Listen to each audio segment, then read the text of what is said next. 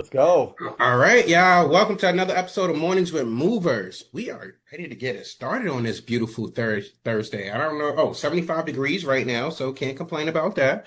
It was super hot yesterday. But yeah, I'm Dwyght with Max Moving Training, also moving force. We got Ryan Marsh in the building. We got Maddie Young from Moving Letters AI, What's up? and we're just out here crushing it. And Maddie, I didn't know that you actually owned a moving company. What was the name of the company?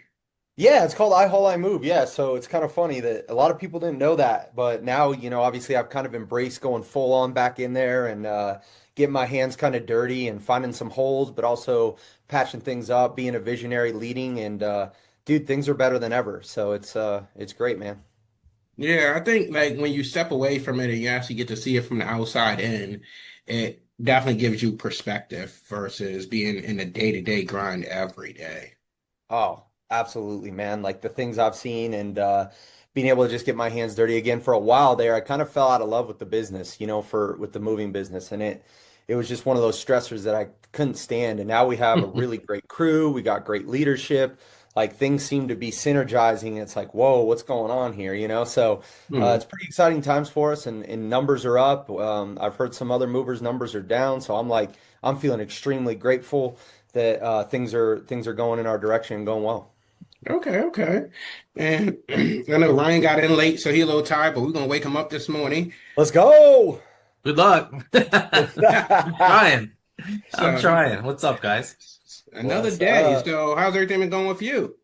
Good, man. Just getting ready, like I said, for the big takeoff June 19th for the summer tour of America that Super Move Champion Risk and Rotate Digital are embarking on, and a lot of last minute preparations, boy. You think you're all ready, and then all of a sudden it's just like, whoa, I forgot to order this camera. I forgot to grab this, or you know what? We need a Starlink.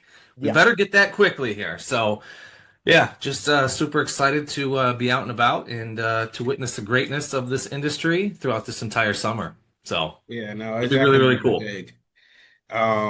Okay, okay. So, obviously everything on my end, has been the same, roughly, leveling off, trying to get everything in place, dealing with these Mhm. fun developers. But, that's just the thing when you're in technology area, you're always dealing with something technical. Uh, For sure. What are you launching there, Dwight? You got something kind of new that you're working on? I don't know. So we're just working out the kinks right now with moving force, making sure that, it's a product that people, look forward to expecting.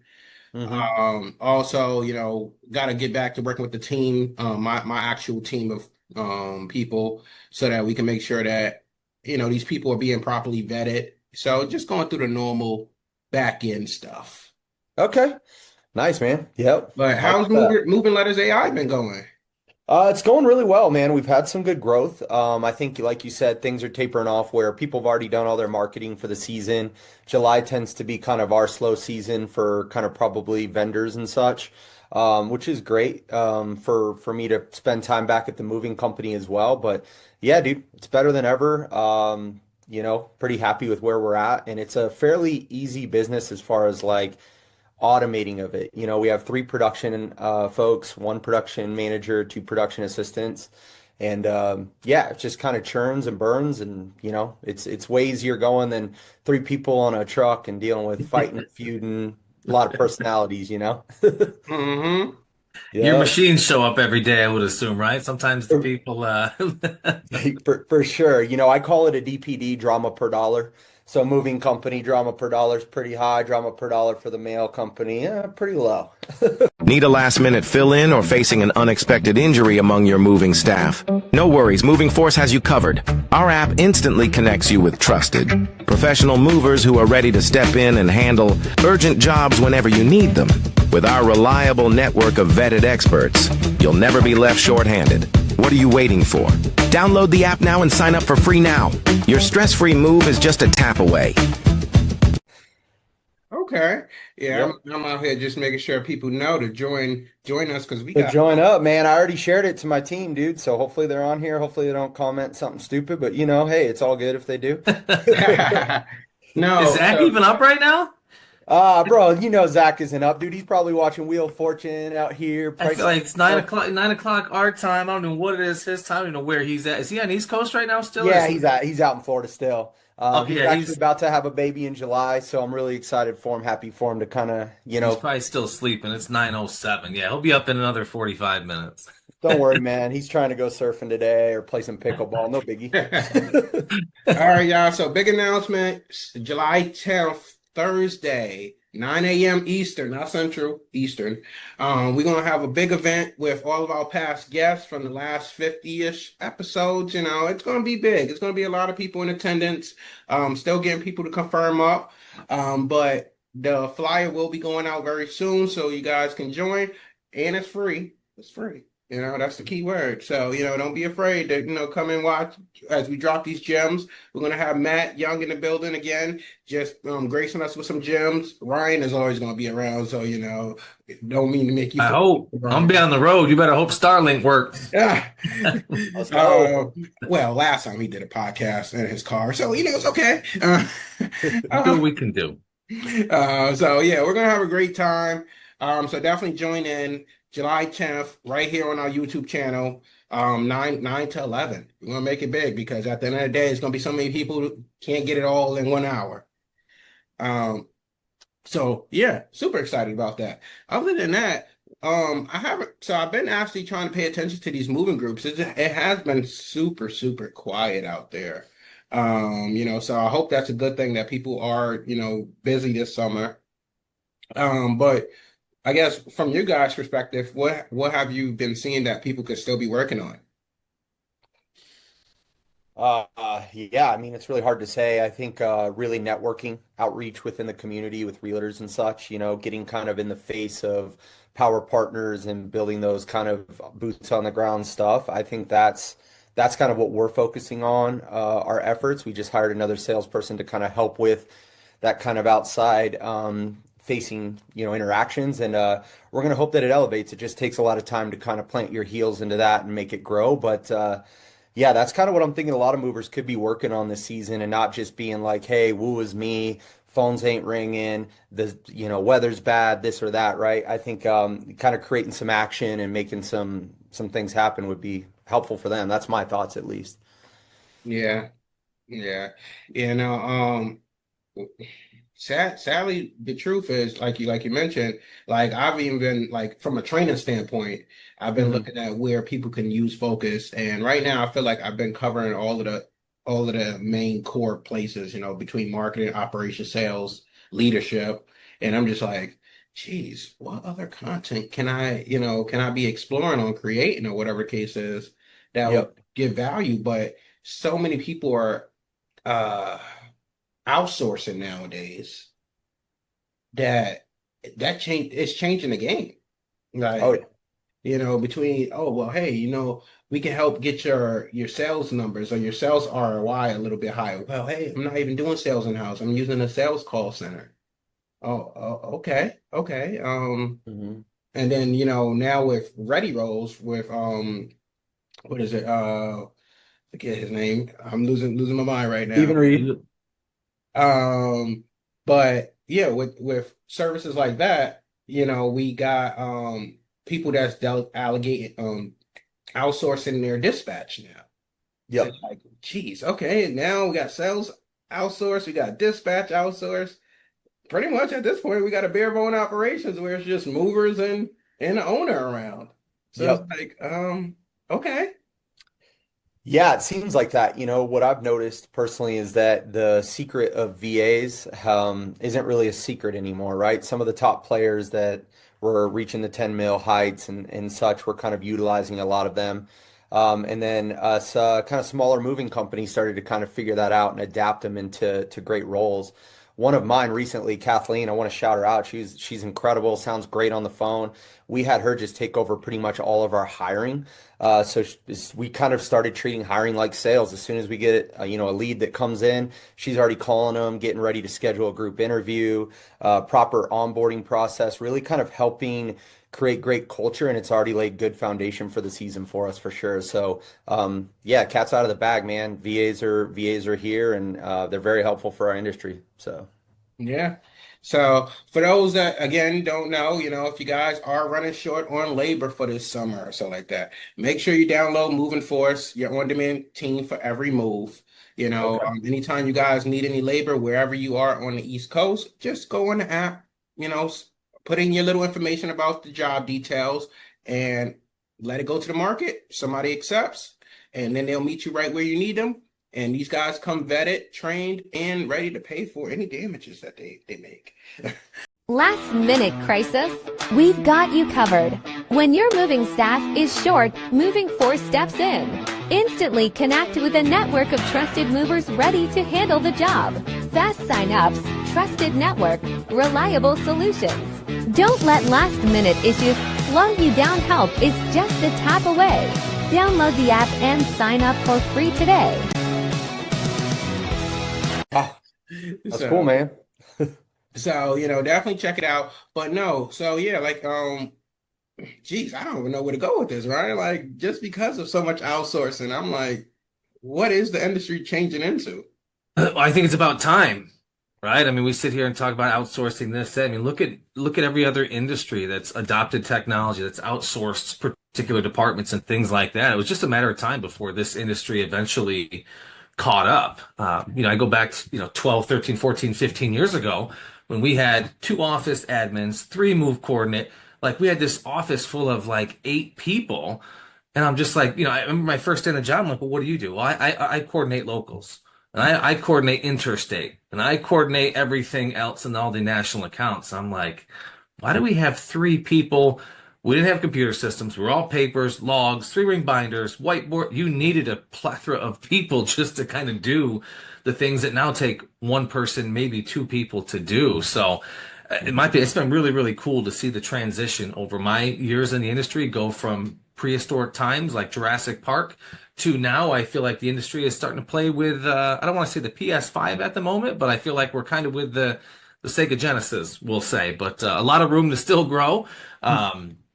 Tech is starting to kind of filter in this industry a heck of a lot more. And I think the more we can leverage tech, the more we can leverage some VAs and things like that, I think the better off in the health of the businesses are, the more healthy that the business is going to be. So I'm having a hard time talking. Yeah. I'm sleepy over here. Yeah. Yeah. No, you're absolutely right. And I think it's just going to get even more scarier, but more advanced when, as the industry continues to grow, where even the warehouses are going to be systematically ran. And, they're already systematically ran from the That's the higher thing. companies.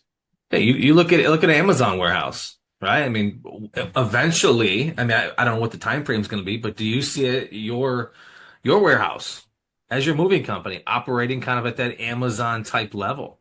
We talk about picking products through Amazon. Like, what if we're picking vaults? What if we're picking shipments? What if we're like, I don't know. I think it's going to be very, very interesting over the next 5 to 7 years of where this industry actually is. So some Especially when it comes to robotics and things. I just saw that post on Moku the other day, and I was like, man, like how crazy could potentially robotics be in this business as well? Mhm. But I think that's much, much further down the road than So we it's this think. company called VenHub, which is like a vending machine company that's autonomous. So like they have 1,000 products inside the vending machine. They're probably going to be like located in like more busier traffic areas like Vegas, college campuses, etc. And basically you drive right up to it, select whatever item you want, and the vending machine just 24/7, dishes out items or whatever the case is. So it's low overhead and it's, with the type of products it offers is very convenient. So I could see that kind of like relating to the moving industry where it gets to that point where some CRMs already have the vaults in the warehouse itemized. Oh, well, hey, that sofa is in A001. Okay, well, the customer wants that sofa. And then imagine, they just press the button in the system, say, hey, grab that sofa out the vault. And you got this electronic arm that goes to the vault, grabs the furniture, puts it where you need it to be. And it's just like now you eliminate all these warehousemen having to go in the vaults and do all this other stuff, or get a forklift and go and pull that vault from 3 feet high, or whatever the case is. It just I can definitely see it going in that direction. It's probably going to be a few more years before it gets to that simplicity, but I can definitely see, getting that advanced where warehousemen will be a thing of the past in a sense when it comes to like stuff like that. Yeah, I think you could be right there, Dwight.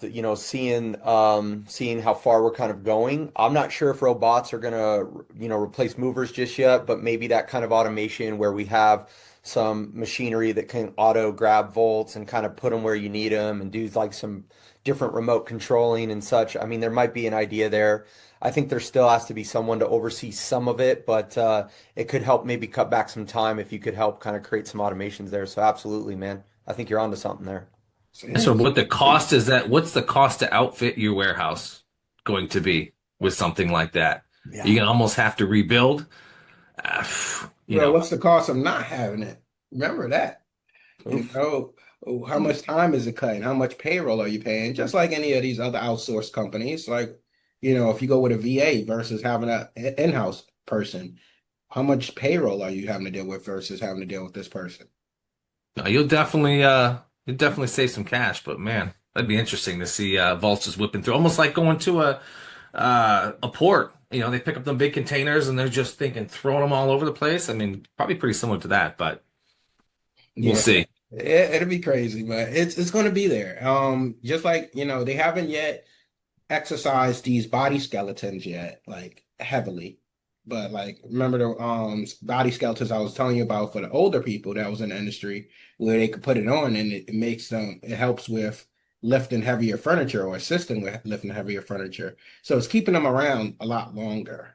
Less. Yeah. I need that just to get out of bed these days. I feel like someone needs to give me some, yeah, just shoot me the link on where to buy that costume or whatever. But I kind of need that boost today. Right on Elon Musk's website. No. Yeah. But no, Absolutely. they're doing some good stuff. How have y'all seen much more about the self-driving trucks?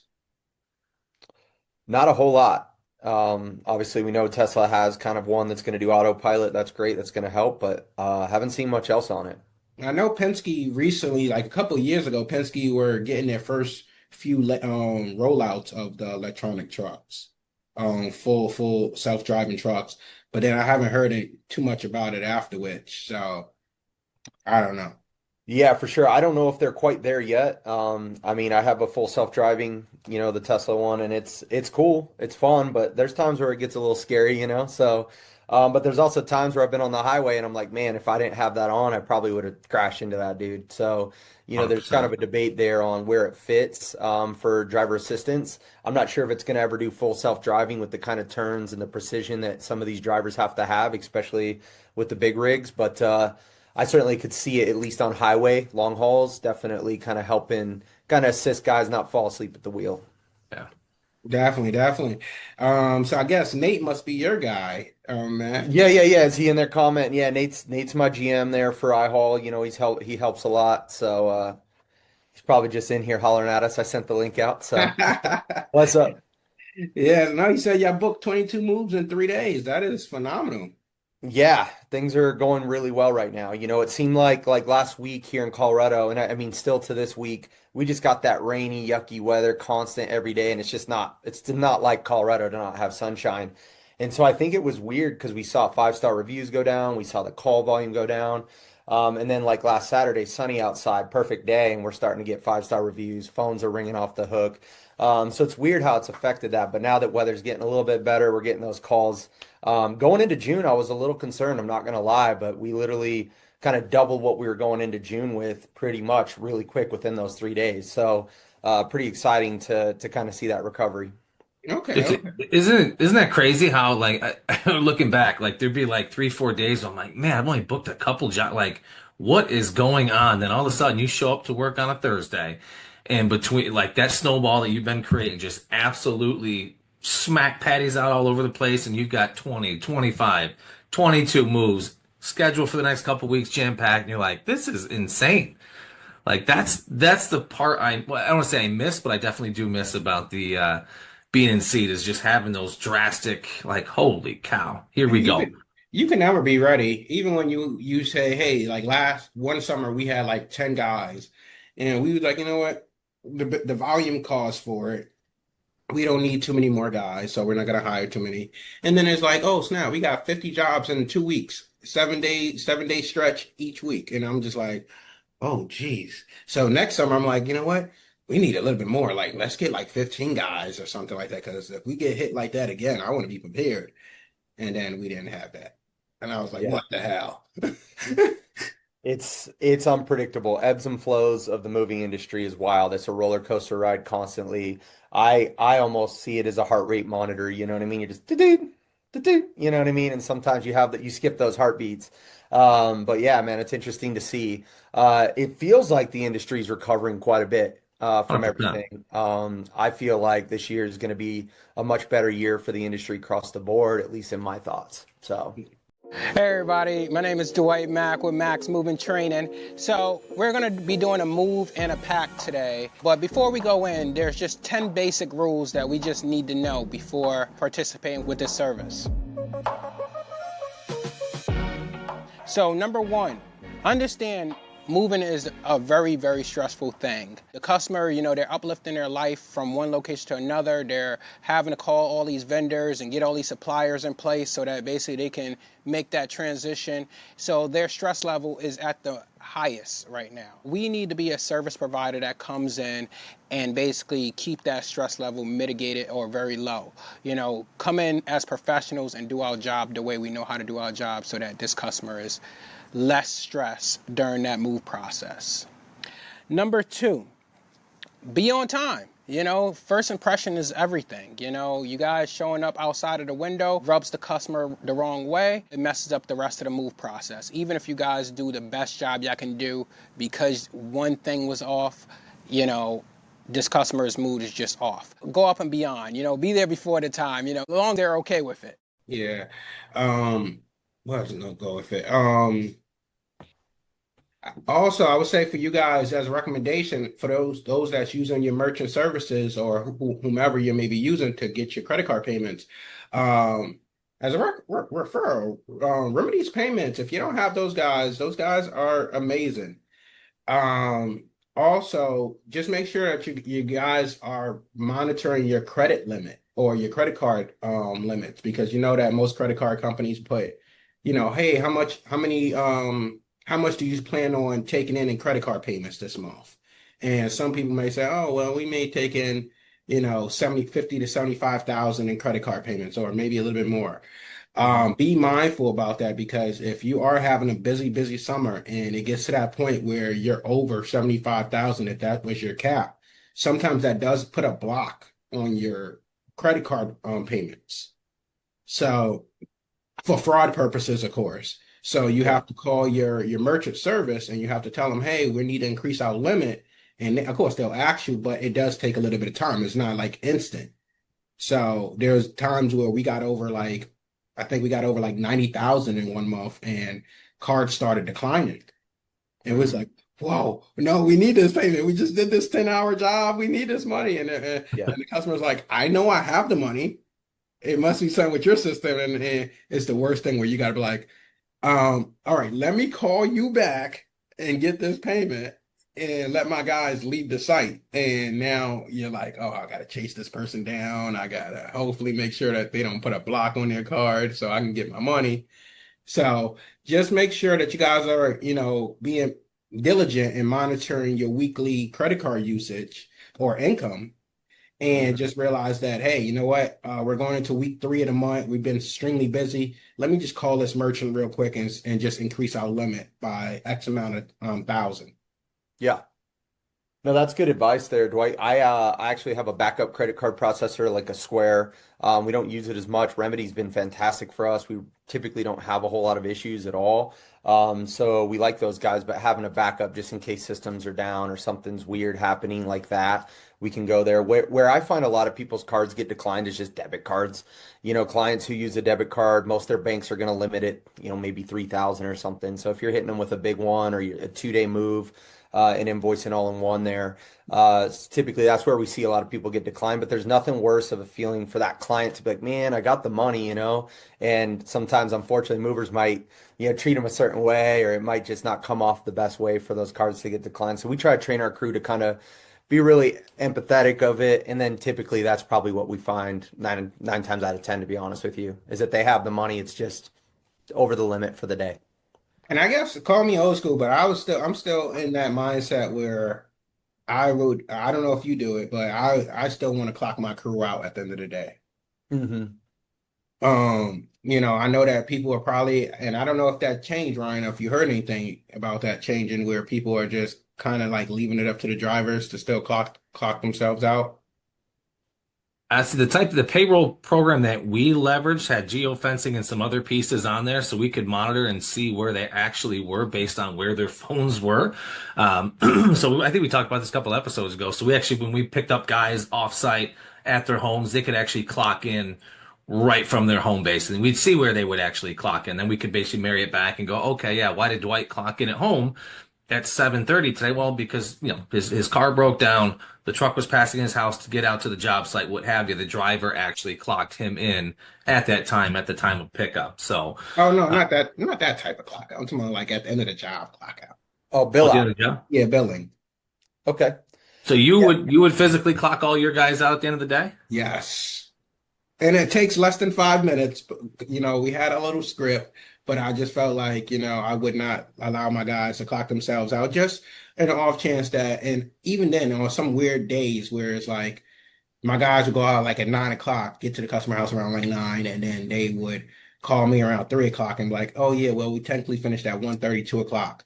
Well, why you call me at 3 o'clock? That seems super weird. And then now I'm set to take an hour off for this customer because y'all said y'all finished at 2. And then, maybe because the customer was like, well, hey, you guys were taking a little extra break, so if you guys can really just shave off an hour or whatever the case is, I'll give you guys a better tip. Whatever the justification is. I just felt like we had to be on top of it versus letting them clock themselves out. Yeah, I could see that too. We've had some weird little quirks with that where the guys might bump some travel time or do some weird things. We're very reputable about that, and we catch on. So if one of our guys doesn't maybe, bill for lunch, and also the thing is too, sometimes they forget. I don't think they do it completely maliciously sometimes too. It's like, boom, build out real fast. We kind of ate a few bites on the road. But we'll go back and we try to refund our customers if we see any of those. I like sleeping well at night knowing we're doing the right thing. So that's kind of something we do. But you're right, it is kind of difficult sometimes, especially if you're not spending all that time training them to bill out. Sometimes it is better just as an owner or a dispatcher to have those guys bill out the client and kind of have that customer facing interaction.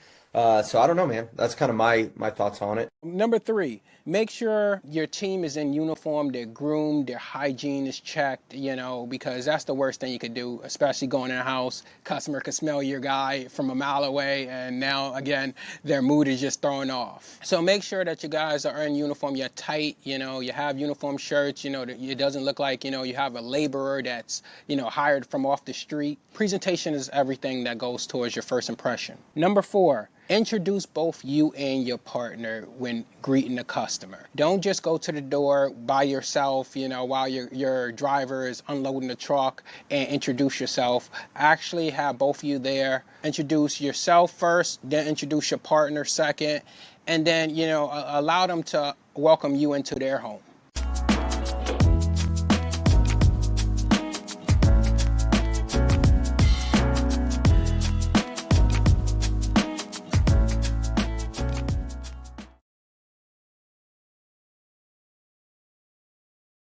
Yeah, and it's a temperature check as well. So like when we would call at the end of the job, oh well, when they would call us at the end of the job, hey, we're ready to clock out for the day for this customer.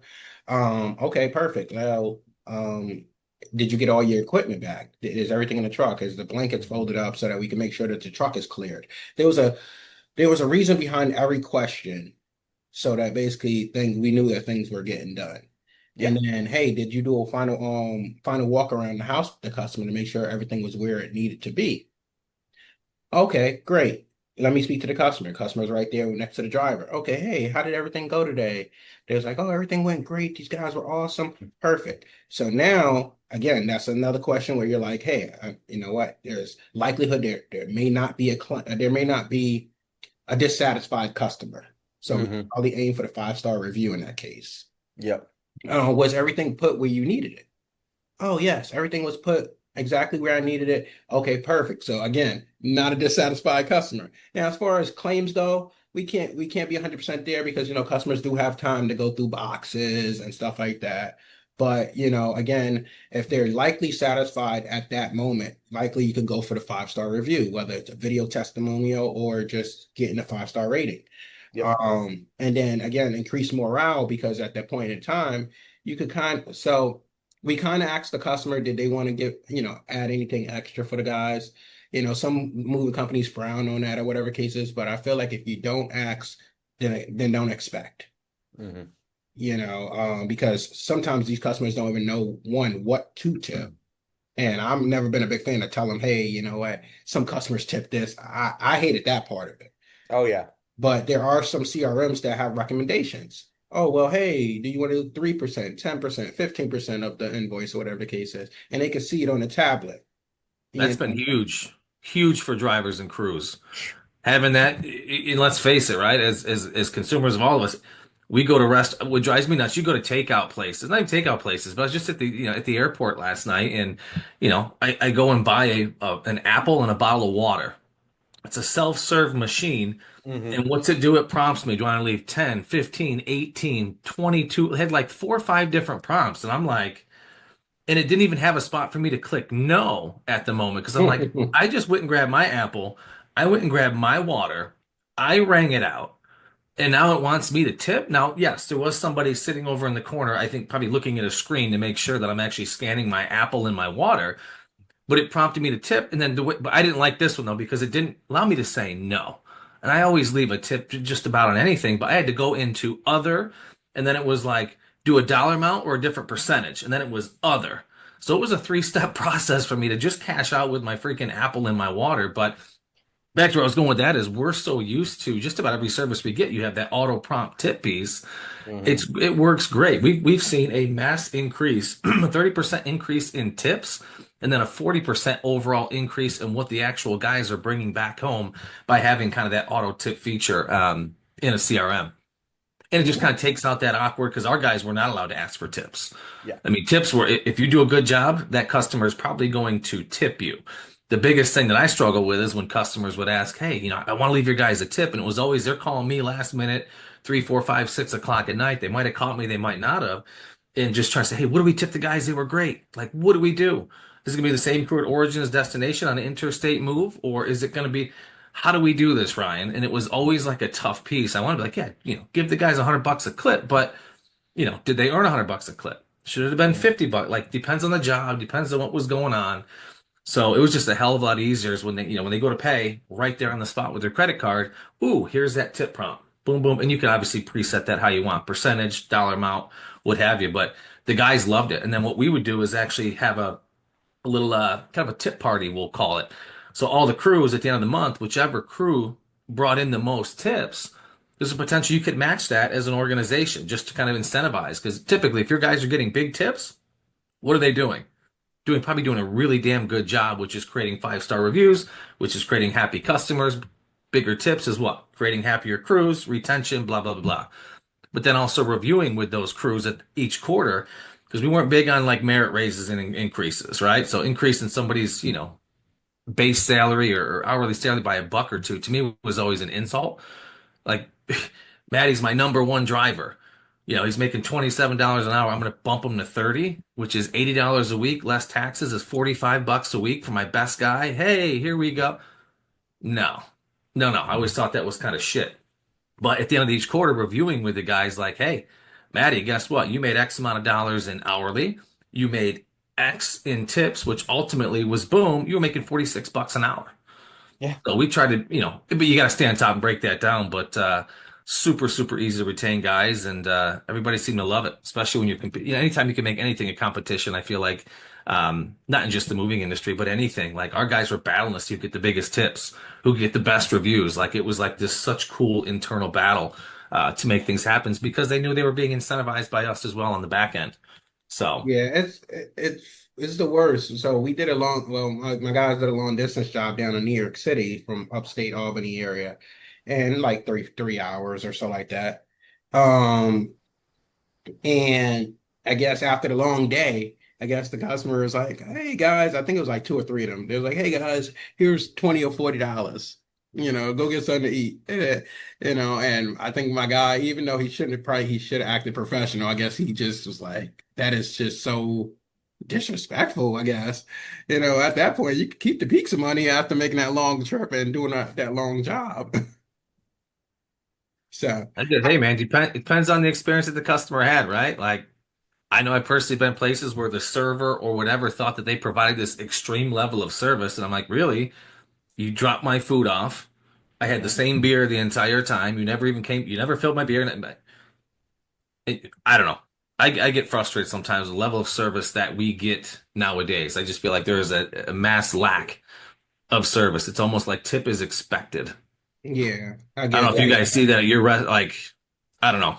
I agree. I almost use it in our sales process to tell people, like we don't charge extra for smiles. Like it feels like these days you go somewhere, you go to a Chipotle, you go to like any of those type of restaurants and like what do you want? It's like, whoa, it's like just the personalities, the attitudes that we're getting constantly. It is hard to see that service. It does make it harder to want to tip. And I think people have tip fatigue, man. Like you said, Ryan, you're in there trying to play with a robot like with the 10, 20. It sucks, but it also sucks for our movers because I think people do have tip fatigue, and then they're like, "Oh, well, do I even tip these guys?" But we do still see tons of tips for our movers, which is great. I think we were one of the first kind of tipping industries, right? So I kind of try to tell people that, like, hey, I know you got tip fatigue. I know it's kind of everywhere in your face, but obviously you tip a $5 for a guy to deliver a 1 pound pizza. Hopefully you can relate it a little more to the moving on how much these guys did today, but yeah, it works out.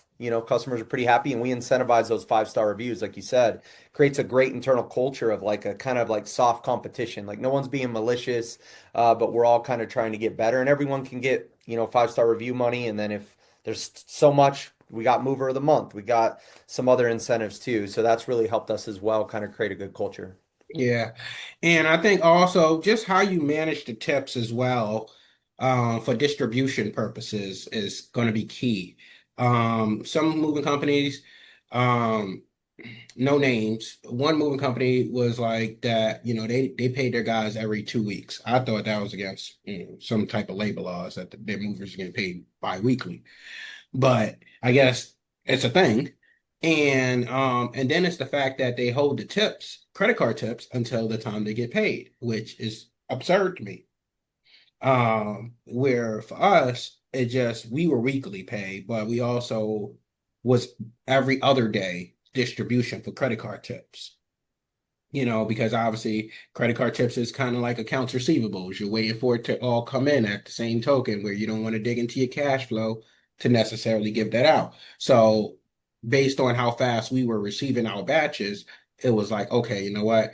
If they got a tip on Monday, likelihood because we had multiple jobs going on Monday, we can send out the tip by Tuesday. Yeah. Um, and everything was organized. Everything was like via Cash App. Hey, you know what? We got your Cash App tag. We know this, this, this, this. If you don't tell us an update on your Cash App tag by the time we send out the tips, or just in general, so that we don't run into any errors, that is your fault. We're not reimbursing you. We're not doing any of that because it was at your discretion to update us with your Cash App tag. And some people are like, oh man, my account was in the negative.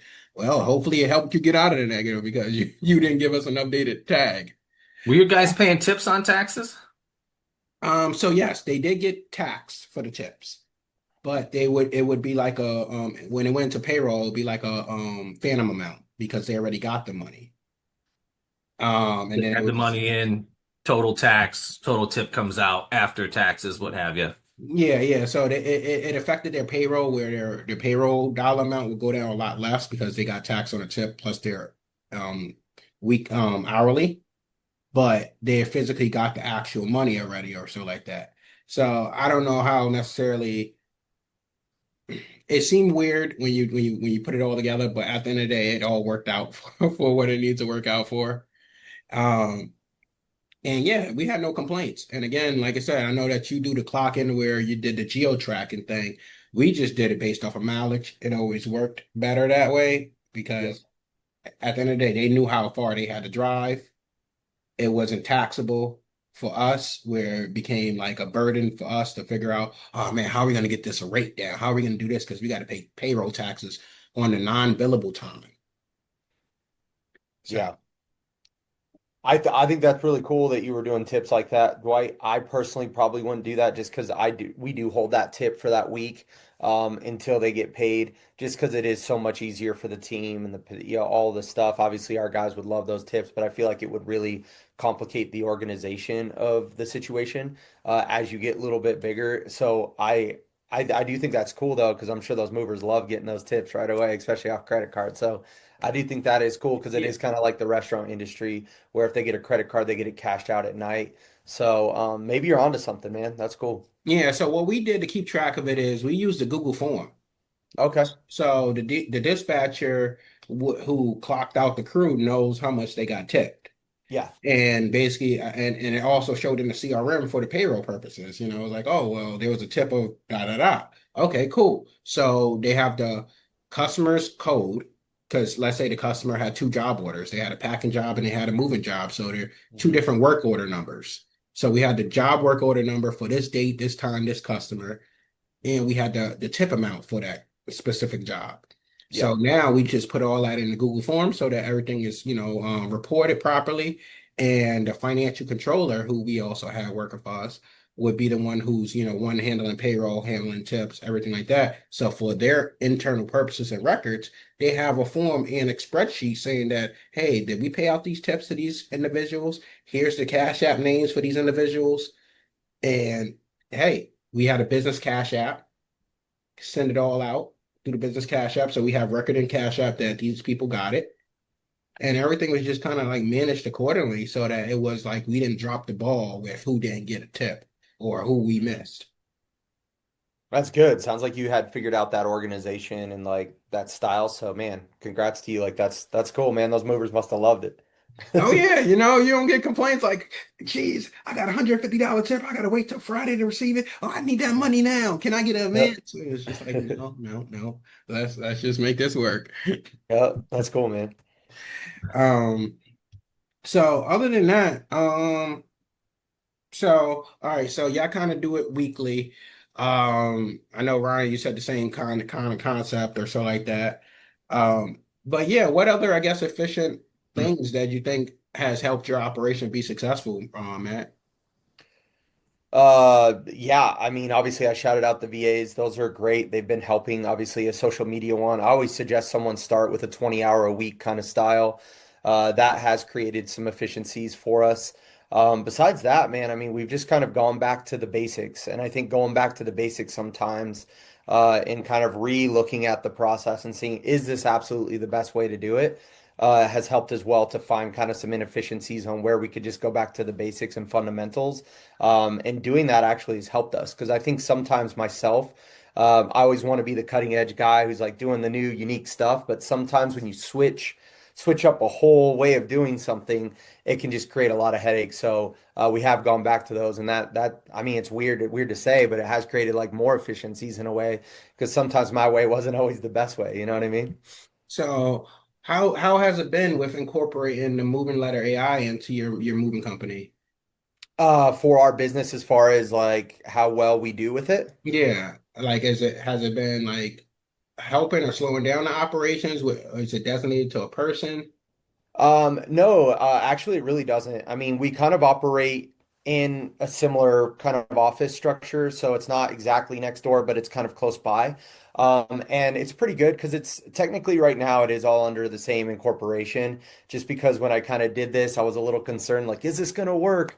I'm not sure. My accountant's like, well, why don't you just try under this and see? And so I still got to kind of break those up and branch them out. But it has created like the guys know that it exists. They respect it. The people at Moving Letters respect the I Hall. When we do a company meetup, we actually invite both parties out. So we've kind of integrated them very tightly in a unique way, and it's created a good thing for us, man. I mean, it's exciting, and plus our return on investment on direct mail has always been high, and that's what kind of drove me to do this in general. So yeah, it's been fun, man. Okay. Matt, I'm a huge fan of direct mail. I was old school when I did it because, you weren't available, 10, Yeah. 12, 13, 14 years ago. But I do have a question for you, man. Out of all the mailers that you or your clients sent out over the years, can you remember one or two that truly stood out to you? And why did they stand out? And again, I don't want you to feel like you got to reveal the secrets of, hey, but are there, I see a ton of direct mail pieces going out. I mean, my goodness, I get some of my own mailbox for goodness sakes. Yep. I'll be very honest with you. It all blends in with like the regular mail. Yeah. You know, what have you done or have you seen your customers do that have been super, super successful that really, really stands out? Yeah, for sure. I think, stuff that's just fun that kind of resonates with a family. Like we got to think of a target audience, like probably most likely females are checking the mail a little bit more than males these days. So if you're going to go shove your big truck on there and brag about that or the crew, I mean, sometimes it really just depends. But I think family friendly stuff. Right now, we're working with a mover where we've kind of developed like almost a brand for him with a new kind of like a dog, character mascot. And I think that, obviously people really love dogs. So families with dogs, families with kids, things Yeah. that can help with that. We have a baby on one of our guys's handwritten letters, just kind of popping out of a box, and it's just kind of fun. So it's really hard to say where we see success. It's very weird that some markets do extremely well with mail. Other markets sometimes kind of fall a little bit flat, even though we put our best into it. And I don't know what that is, but we do see some of the right-leaning areas, the more core family-focused areas of the country do a little bit better with our product, especially the older crowd really resonates with kind of that direct mail and that old school, as where the younger crowd's just like as soon as they get it, boom, see ya, it's in the trash, you know what I mean? So yeah, I don't know if that really helped answer the question because it is Yeah. such a mixed bag, but I think we've gotten better at messaging and not using the commercial or residential commercial licensed insured. Like we've gone ahead and really created more unique handwritten messaging that's like fun and kind of snarky in a way and kind of like creates a memory and almost like a little bit of a laugh. And I think that's actually, we've seen a good result doing that and stop going from generic, we're your best movers, we're so friendly, you know what I mean, to like almost like, hey, we'll help you find that remote in that couch cushion anytime, let us know, or PS, no hidden fees, just hidden snacks in our truck. Like just stuff that's kind of almost silly. So, No, Mm. I think that's awesome because what I do see often is how many different movers use the same phrases in their mailers, their website, family mhm. owned, trusted, affordable, cheap, number one mover. Like, so Yeah. I think you just answered the next question I was going to say is like, are there any phrases that movers use that you think are overused or make people kind of roll their eyes? And to me, it's that, again, family owned obviously is amazing, trusted, sure, affordable, but those are just some words that anybody can kind of pop on there. So I kind of like how they, help you find your remote in the couch because I'll tell you that resonates with me heavily. I'm Yeah. always looking for that damn remote.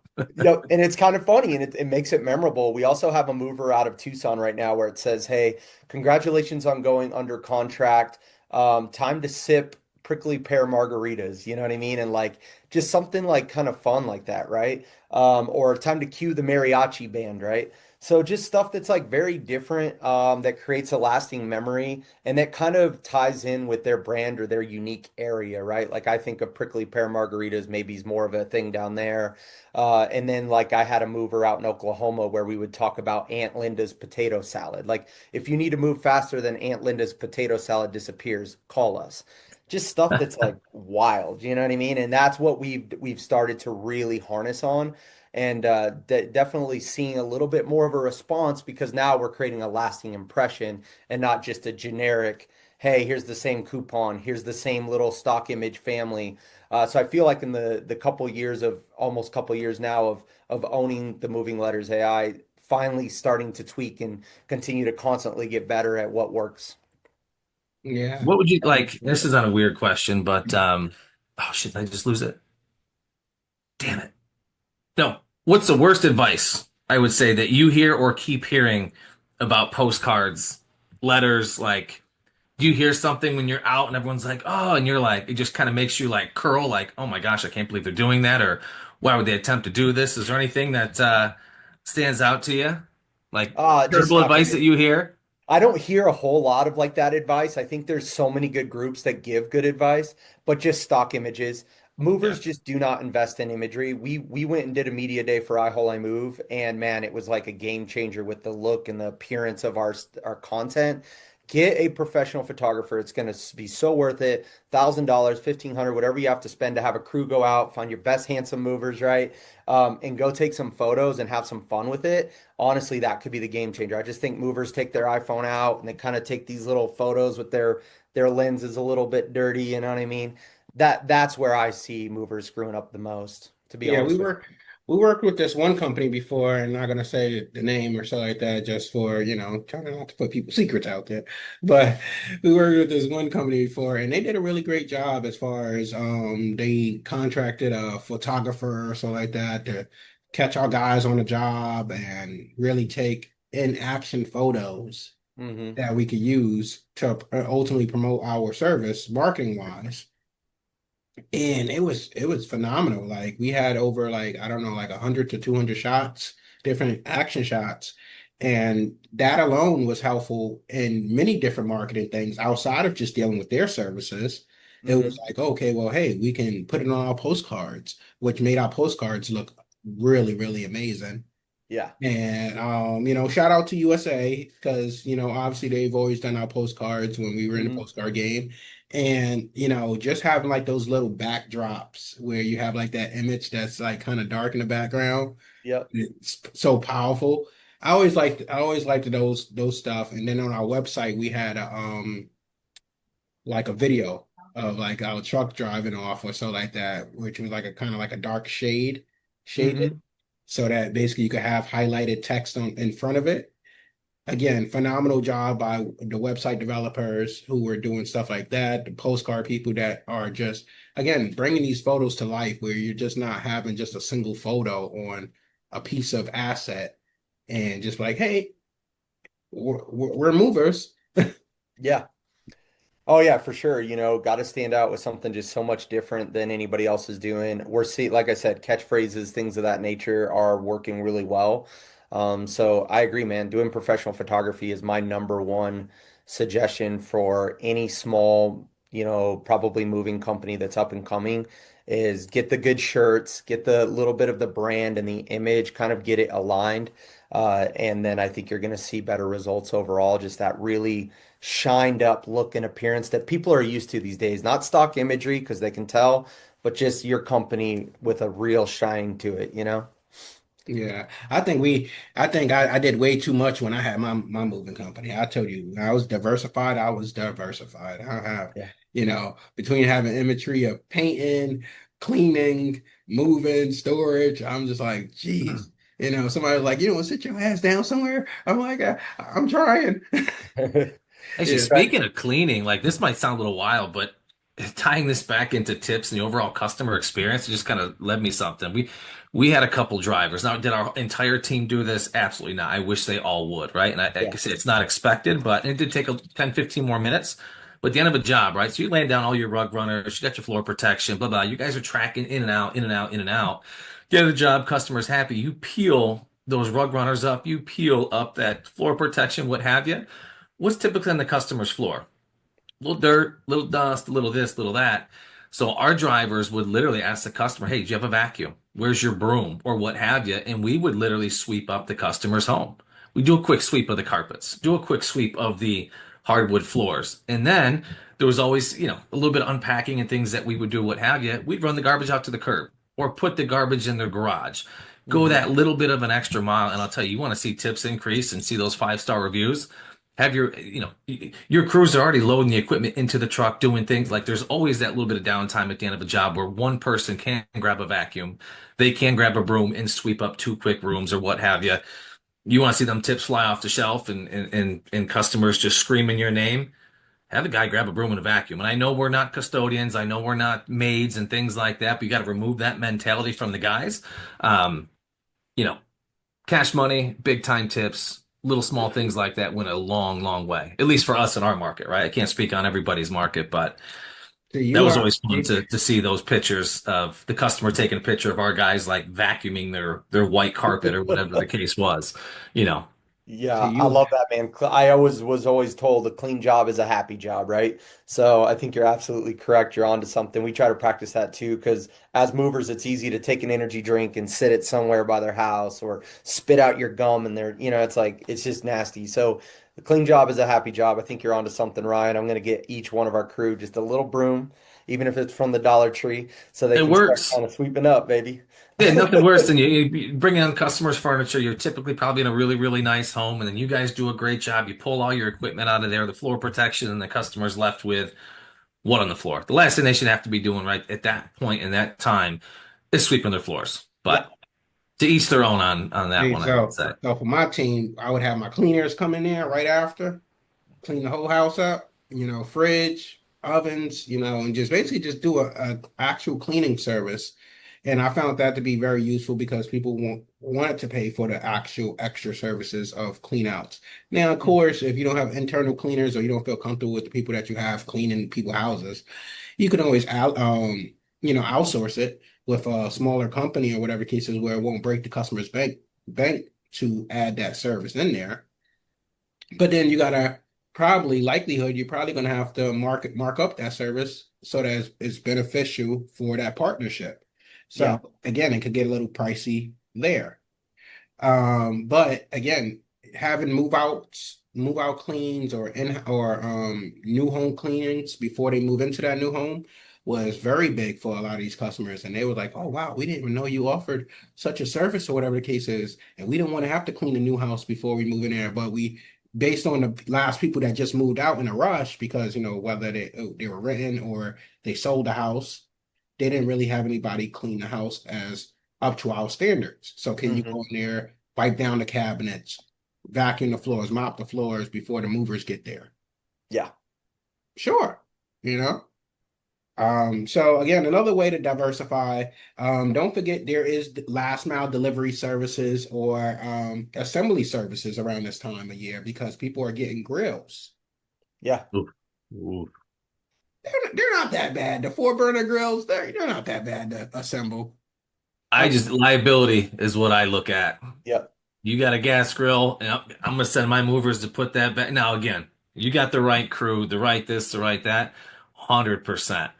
But it's the same reason why our guys weren't, disconnecting and reconnecting fridges with water, gas dryers. No, that's the, third party services on that when we keep 15, 20% of that service, whatever. And if that grill blows up because that connection's a little loose, that was not on me.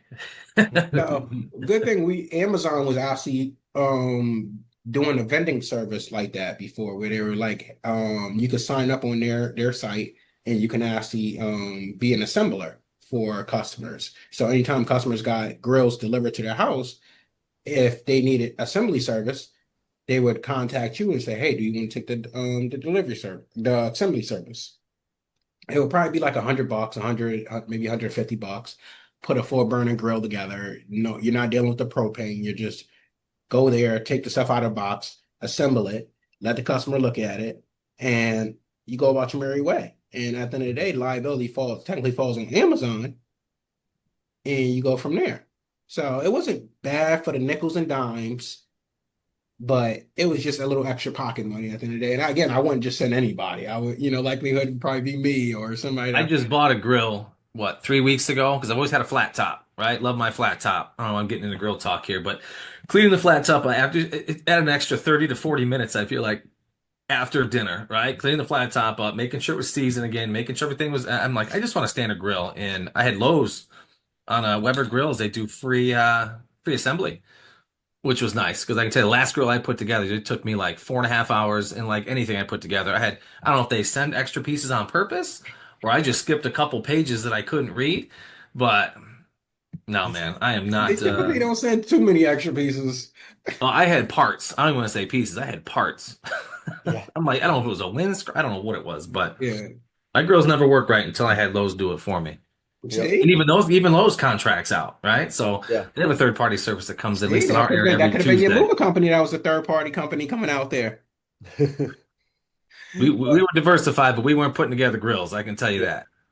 So Nate asked about how I charge for the cleaning services. So everything was charged based on hourly for the cleaning services, which we kind of went off of the market rate to see how people were charging. Also, you just had, because we were a moving company and we knew that wasn't our primary service, we just wanted to make sure that our profit margin was in there and we weren't just losing money. We also brought some supplies as well. So some cleaners will charge a low price because they're gonna be using your cleaning supplies. Mhm. We didn't want to really rely on people's cleaning supplies because if they didn't have what we needed and we couldn't do the job we needed, it then falls on us. So we had our vacuum, we had our shop vac, we had, just the generic cleaning supplies. We would charge extra if we had to clean inside like an oven or a fridge or cabinet or whatever the case may be. But, basically you're just doing a general clean, wiping down baseboards, cleaning windows, sweeping and mopping the floors, basic clean where you're not getting too crazy just to make sure that the house was where it needed to be for the customer. Yeah, so we were part of the van line, so we had that available service, but I also contracted a local. So for any local work or any, somebody moving out or somebody moving in, we just basically, we had their rate. The volume that we gave them, they allowed us to short pay by X%. So we always captured ours, but it was more or less, it wasn't, I mean, yes, it was about the money, but really how much can you hold on a cleaning job? It was more or less for that convenience, kind of that additional piece, but it wasn't a big hit in our area. All the lake homes, sure, but for the most part, no, man. No one's people weren't paying three, four, five, $600 to have their home vacuum and baseboard. But again, it depends on the market and where you're at. Yeah, no, you're right. And like I said, being in the Albany market, we had this one client, well, two clients. One client was they had us clean and wanted us to clean over 32 units and like within a week span, technically, every week, you was kind of like cycling through the 32 units.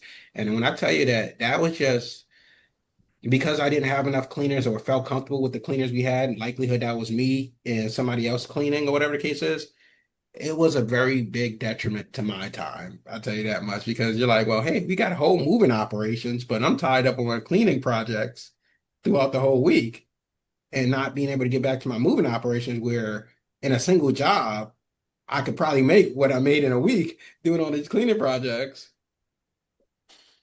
Yeah, I think it's good to diversify, I mean, a little bit, right, on certain things, but personally, I probably wouldn't put it into my service just because it does distract us from our core. So like you said, now we're spending so much time worrying about, hey, did this cleaning lady go to this house? Boom, boom, boom. And then what if we're depending on that outsource of cleaning people and we say it's through our service, right? Even if we shove shirts on them that say, I hole, I move, what if they don't do a good job and then we're ending up with one-star reviews about cleaning, but now it's on our moving company's page where that's where our Mhm. core service and where we're good at. So I personally don't think I would want to do that. Just I want to focus on the core. If I can find a power partner I refer to and they want to buy me lunch every now and again, but it's a more benefit to my client, I would rather do that personally. So something that I just don't have to deal with anymore, and we can just keep getting better at that core service. So Keep it simple. yeah, super simple. Power of referrals. Yep, let's go, baby. So we are at the top of the hour, y'all. Thank y'all for joining us again.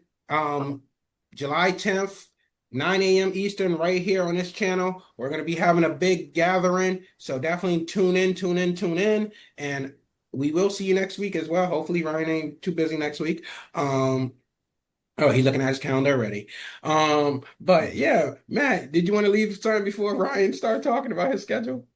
No. Is this June 10th or is this July 10th? July 10th. Okay, cool. So we got a ways out. Okay, perfect. Oh yeah, okay, okay. I'm thinking June 10th. I'm like, that ain't I'm that ain't like, gonna bro, that's work. like 5 days, but okay.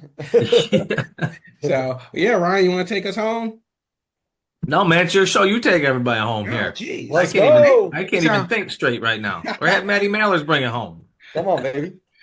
well, I left it open for you, Matt. Okay, cool. Hey, thanks guys for tuning in today. We really appreciate you guys hanging out with us. Ryan has been awesome. I know he's kind of still asleep. Dwight, thank you so much for having me. I can't wait for July 10th with all of you guys.